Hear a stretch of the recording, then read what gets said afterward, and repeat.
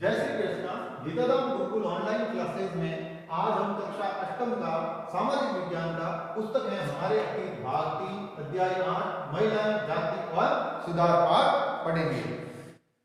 क्या आपने कभी सोचा है कि 200 साल पहले बच्चों की जिंदगी कैसी रही होगी?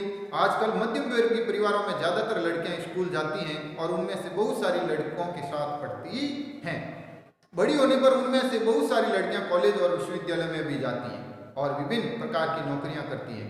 कानूनन शादी के लिए उनका बालिग होना जरूरी है और कानून के अनुसार वे किसी भी जाति या समुदाय के व्यक्ति से शादी कर सकती हैं। यहाँ तक कि विधवाएं भी दोबारा शादी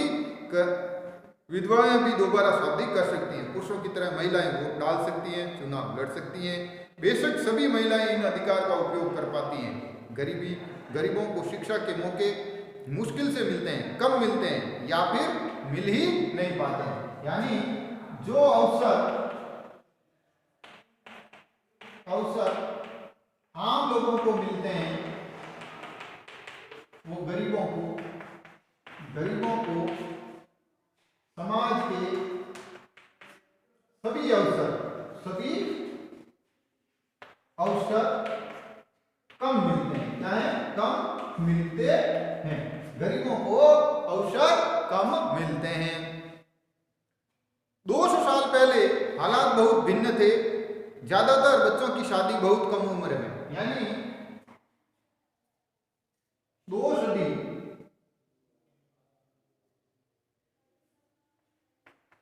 सदी पहले हालात भिन्न थे। बाल विवाह होते थे। हिंदू मुसलमान दोनों धर्मों में पुरुष एक से ज्यादा पत्नियां रख सकते थे। बहुपत्नी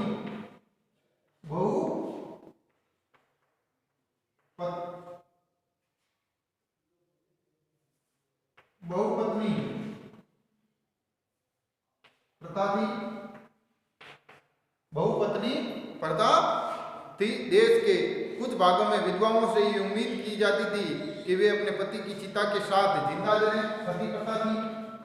क्या थी? सती प्रथा प्रचलन में थी। इस तरह से स्वेच्छा से या जबरदस्ती मार दी गई महिलाओं को सती कहकर महिमा मंडित किया जाता था। सती शब्द का अर्थ ही सदाचारी महिला था। संपत्ति पर महिलाओं का अधिकार बहुत सीमित था। शिक्षाओं तक महिलाओं की कोई पहुंच नहीं थी। देश के बहुत सारे भागों में लोगों को विश्वास था कि अगर औरत पढ़ी लिखी होगी तो वह जल्दी विधवा हो जाएगी। महिलाओं के बारे में भ्रांतियां थी। क्या थी? महिलाओं के बारे में भ्रांतियां थी। समाज में सिर्फ स्त्रियों और पुरुषों के बीच ही फर्क नहीं था। ज्यादातर इलाके में लोग जातियों में बटे थे। ब्राह्मण और क्षत्रिय खुद को ऊंची जातियां मानते थे। इसके बाद व्यापारी और महाजनी आदि से जुड़ी जातियां, जिन्हें प्राय वैश्य कहा जाता था, का स्थान आता था। फिर काश्तकार श्रेणी के में सबसे निचली पायदानी पर ऐसी जातियां जो शहरों को साफ सुथरा रखती थी या ऐसे काम धंधे करती थी जिन्हें ऊंची जातियों के लोग दूषित कार्य मानते थे, यानी ऐसा काम जिनकी वजह से जाति भ्रष्ट हो जाती हैं। ऊंची जातियां निचले पायदानियों पर इन जातियों को लोगों को अछूत मानती थी। कुछ लोगों को मंदिर में प्रवेश करने, स्वर्ण जातियों के इस्तेमाल होने वाले कुओं का पानी निकालने या ऊंची जातियों के अधिपत्य वाले घाट तालाबों पर नहाने की छूट नहीं होती थी। उन्हें निम्न दर्जे का मनुष्य माना जाता था। 19वीं और 20वीं सदी के दौर में बहुत सारे कानून कायदे और नजरिए धीरे धीरे बदलते गए। यानी समाज में जाति प्रथा,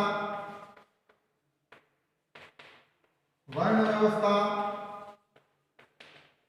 मौजूद थी और छुआछूत था। क्या था? छुआछूत मौजूद थी। फिर ये बदलाव आते गए, परिवर्तन की दिशा में उठते हुए कदम, परिवर्तन की दिशा में बदलते कदम। फिर धीरे धीरे बदलाव आया। बदलाव क्या हुआ? 19वीं सदी के शुरुआत शुरुआत से ही हमें सामाजिक रीति रिवाजों और मूल मान्यताओं से संबंधित बहस, मुबाहिशों और चर्चाओं का स्वरूप बदलता दिखाया गया। 19वीं सदी में बदलाव की शुरुआत हुई और बदलाव हुआ किसमें? समाज में। किसमें? समाज के हर तबके में बदलाव की शुरुआत हुई। इसकी एक वजह थी संचार के नए साधन का विकास और वजह थी संचार के साधनों का विकास, जिसमें मुख्य था छापा खाना। क्या था? छापा खाना। उस समय लगभग यही एक साधन था। पहली बार किताबें, अखबार, पत्रिकाएं, पर्चे और पुस्तिकाएं छप रही थी।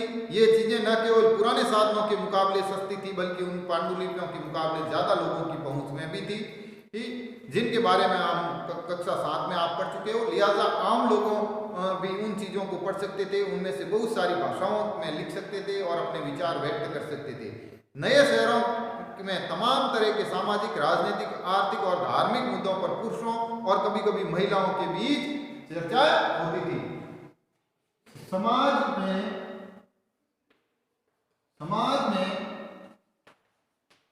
सभी विषयों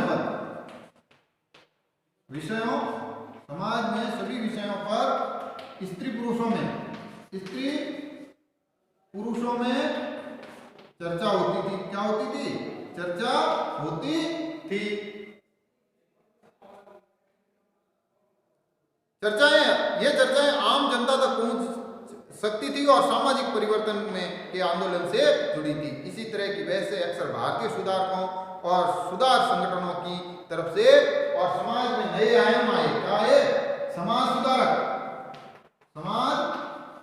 सुधारक और समाज सुधारक संगठन भी बने, जिससे जो लोगों में बहसें होती गई। इनमें बहसें होती गई। उनका विचार था कि इस तरह के परिवर्तन लाने के लिए लोगों को इस बात के लिए प्रेरित किया जाना चाहिए कि वे पुराने व्यवहारों को छोड़कर जीवन का नया ढंग अपनाने को तैयार रहे। राजा राममोहन राय ने पश्चिमी शिक्षा के प्रचार कर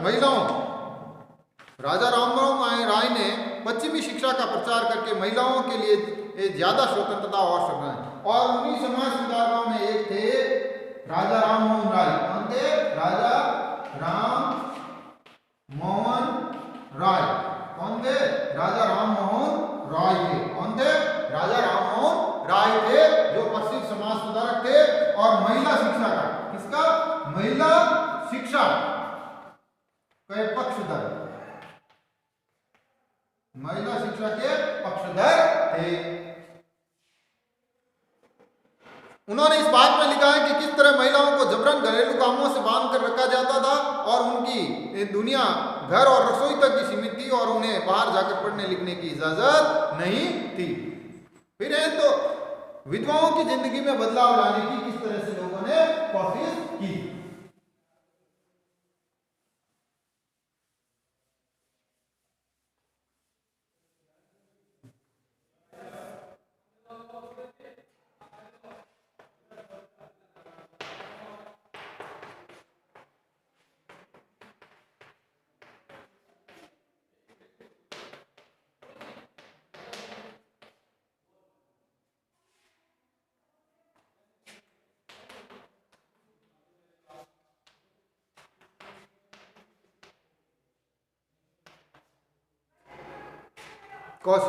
राजा राममोहन राय इस बात से दुखी थे कि विधवा औरतों को अपनी जिंदगी में भारी कष्टों का सामना करना पड़ता है। इस बात को ध्यान में रखते हुए उन्होंने सती प्रथा के खिलाफ मुहिम। विधवाओं की जिंदगी का जो पहला पक्ष था सती प्रथा के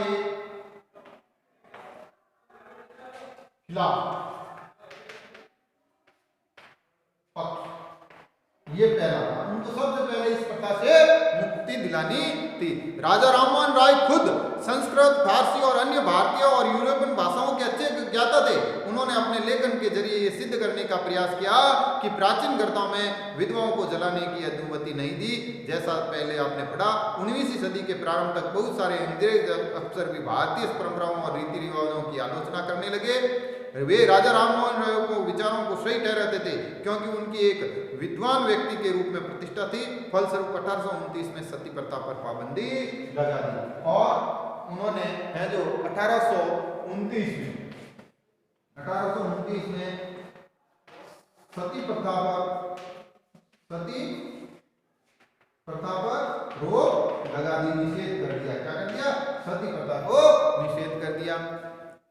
राजा राममोहन ने इस अभियान के लिए जो रणनीति अपनाई उसे बाद में सुधारकों ने भी अपनाया।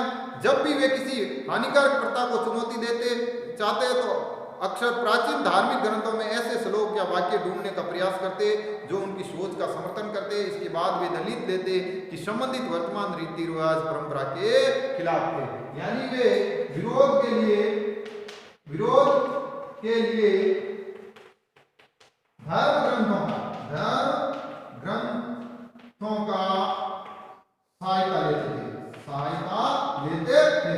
ग्रंथों की सहायता लेते थे।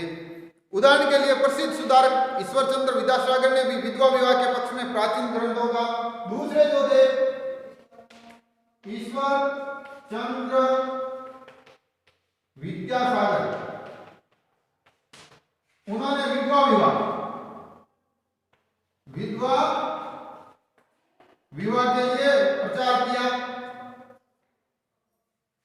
अंग्रेज सरकार ने उनका यह सुझाव मान लिया और 1856 में विधवा विवाह के पक्ष में कानून और 1856 में विधवा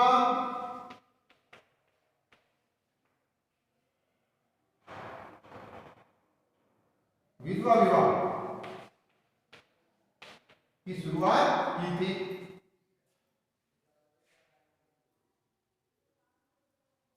इसके लिए समाज ने ईश्वरचंद्र विद्यासागर का विरोध किया, उनका बहिष्कार भी किया। 19वीं सदी के उत्तरार्ध तक विधवा विवाह के पक्ष में चलाया जा रहा आंदोलन देश के अन्य भागों में फैला। मद्रास प्रेसिडेंसी के तेलुगु भाषी इलाकों में वेरिसलम पुलुतु ने विधवा विवाह के समर्थन में एक संगठन बनाया। लगभग उसी समय मुंबई के बुद्धिजीवियों और सुधारकों ने भी विधवा विवाह के प्रचार और प्रसार का संकल्प लिया। उत्तर में आर्य समाज की स्थापना करने वाले दयानंद सरस्वती ने भी विधवा विवाहों का प्रचार किया और लगभग सभी भारत में पुनः जितने भी भारतीय लोग थे उनमें ये शुरू हुआ था, जिसमें दयानंद सरस्वती ने आर्य समाज की स्थापना की। क्या स्थापना की? उन्होंने आर्य समाज की स्थापना की। विधवा विवाह कानून बावजूद विवाह करने वाली विधवाओं की संख्या बहुत कम थी और विधवाओं को समाज में आसानी से स्वीकार नहीं किया गया। इस रूढ़िवादी तबके नए कानून का विरोध करते रहे। इस तरह से महिलाओं के लिए ये दो हैं जो ऑप्शन शुरू हुए। कल हम इसके आगे लड़कियां स्कूल जाने लगी तो क्या क्या उनमें बदलाव आए इस पर पढ़ेंगे। धन्यवाद।